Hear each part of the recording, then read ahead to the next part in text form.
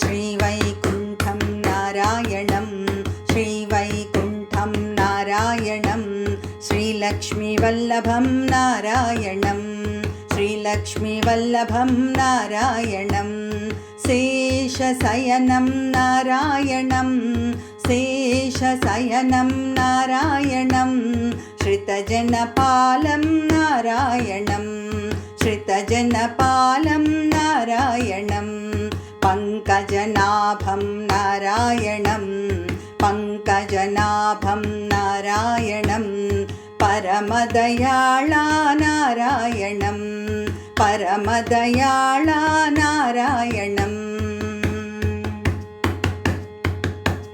श्रीवैकुण्ठं नारायणं श्रीलक्ष्मीवल्लभं नारायणं शेषशयनं नारायणं श्रितजनपालं नारायणं पङ्कजनाभं नारायणं परमदयाळा नारायणं परमदयाळा नारायणं श्रीवैकुण्ठं नारायणं श्रीलक्ष्मीवल्लभं नारायणम्.